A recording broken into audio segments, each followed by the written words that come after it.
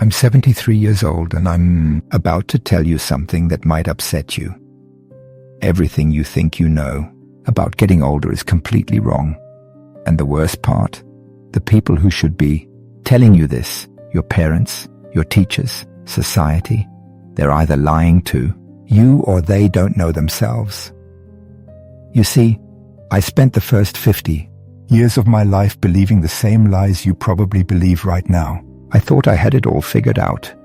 I had the career, the house, the respect of my peers. But at 52, something happened that shattered everything I thought I knew. And what I discovered in the 21 years since then has completely changed how I see life, death, and everything in between. But before I tell you what happened, I need you to understand something. The reason I'm making this video isn't to impress you or to make myself feel wise. I'm making this because I'm running out of time, and there are things you need to hear before it's too late. Not for me, for you. At 52, I had what doctors call a cardiac event. That's a fancy way of saying my heart tried to kill me. I was in a meeting discussing quarterly projections when suddenly the room started spinning. The next thing I remember is waking up in a hospital bed with tubes coming out of my arms and my wife crying in the corner. The doctors said I was lucky. I had just come face to face with my own mortality, and they called it luck. But you know what? They were right. Because lying in that hospital bed, with nothing to do but think, I realized something terrifying. I had been living my entire life on autopilot. I wasn't really alive. I was just going through the motions, checking boxes, trying to meet everyone else's expectations. And here's the part that haunts me to this day. If I had died that day, if my heart had stopped permanently, what would I have left behind? A nice house? A retirement account? A collection of achievements that nobody would remember in 5 years? Let me tell you the biggest lie you're probably telling yourself right now. I have time. I'll do that later. When I'm older, I'll finally live the life I want. I see young people in their 20s, 30s, even 40s, and they're all saying the same thing. When I make more money, then I'll be happy. When I get that promotion, then I'll relax. When the kids are grown, then I'll travel. When I retire, then I'll finally do what I love. Let me save you 50 years of regret with one simple truth. That day never comes. You know why? Because the goalposts keep moving.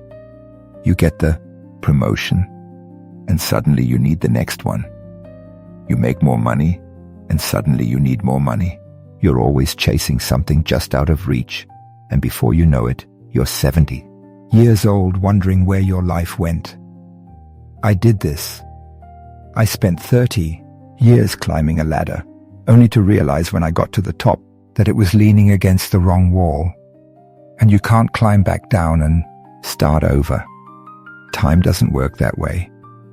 Here's something nobody tells you when you're young. Success is a terrible goal, and I say this as someone who achieved everything I set out to achieve. I made partner at my firm. I bought the house. I had the respect of my colleagues. And you know what? None of it mattered. You achieve your goal, and for about 48 hours you feel amazing. Then the feeling fades. You're back to baseline. Now you need a new goal, a bigger achievement, more validation. It's a hamster wheel. I had a friend who died 3 years ago at 68. Worked 70-hour weeks his entire life. Built a multi-million-dollar business. Never took a real vacation. Kept saying he'd slow down next year. Next year came, and he had a stroke.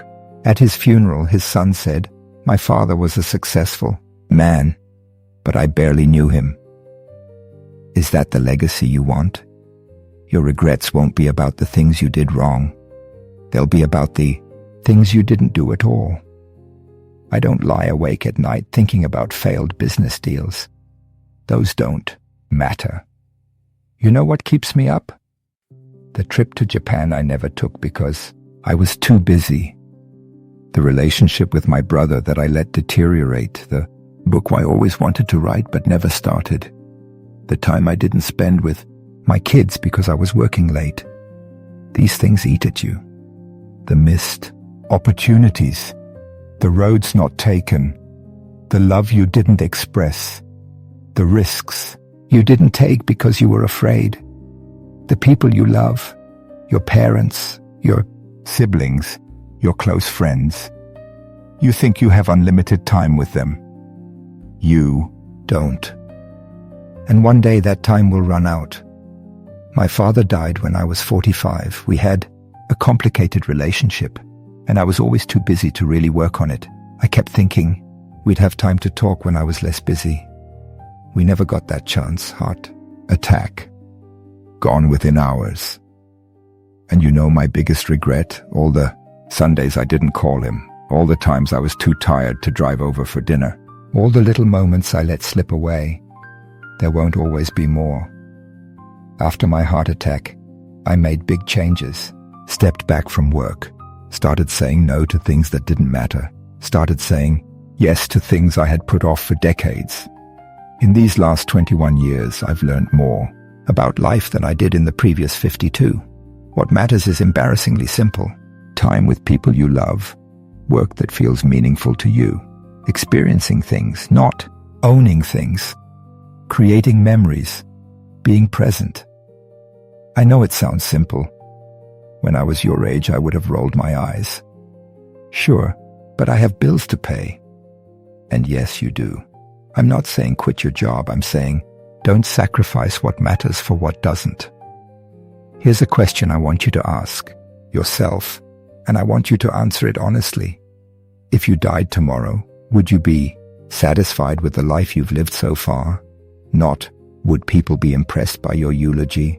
Not, did you achieve enough? Just, would you be satisfied?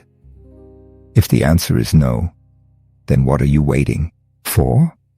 What are you doing with your time that's so important that you're willing to gamble your one precious life on it? I'm 73 years old. I've been lucky enough to have good health since that heart attack. But every morning when I wake up, I'm aware that I'm on borrowed time. We all are, really. But most young people don't realize this. They think they're invincible. They think they have forever. You don't. I have grandchildren, 3 of them. And when I look at them, I see the same patterns I see in most young people today. They're stressed, they're anxious, they're chasing things that won't make them happy. They're making the same mistakes I made. And I try to tell them. I try to share what I've learned. But you know what? They don't really listen. Not because they're bad kids, but because they can't. They're living in the storm right now. They can't see the patterns yet. They think their situation is unique, that the old rules don't apply to them. That's why I'm making this video. Because maybe, just maybe, if enough people hear this message, someone will actually listen. Someone will make different choices. Someone will avoid the regrets that haunt people like me. Every single day, you're getting closer to death. Nobody likes to think about this, but you don't have unlimited time. Neither do the people you love.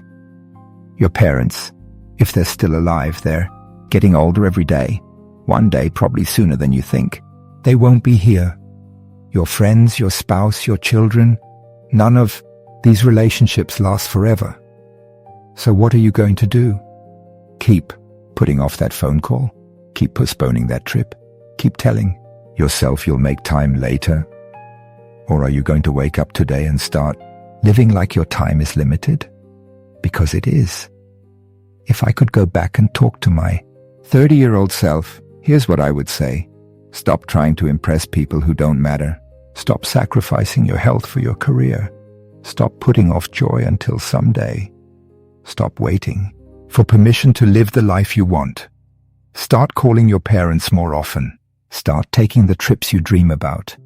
Start doing the things that scare you. Start saying no to obligations that drain you. Start saying yes to experiences that fulfill you. And most importantly, start now. Not next year. Not after this project. Not when you have more money or more time or more whatever. Now. Because I promise you the perfect time will never come. Life will always be messy and complicated and full of reasons to wait. But if you wait, you'll wake up one day and realize you waited your entire life away. I'm 73. If I'm lucky, maybe 10 or 15 more years. Maybe 20 if blessed. Probably less. And I'm okay with that. Because these last 21 years have been the richest of my life. Not because I made more money. Because I finally started living intentionally. Appreciating every day. Prioritizing what matters. I've traveled to places I always wanted to see. Deepened relationships with my children and grandchildren. Pursued hobbies I put off. Forgiven people I held grudges against. Said, I love you countless times. I'm happier now, at 73, with less time ahead than I was at 30, when I thought I had all the time in the world. That's the irony. When you understand time is limited, you start to actually live. You stop wasting it. You stop postponing joy. You start creating the right time. You have a choice right now, today. Keep living the way you're living, chasing success, putting off happiness, telling yourself you'll make time later, or wake up.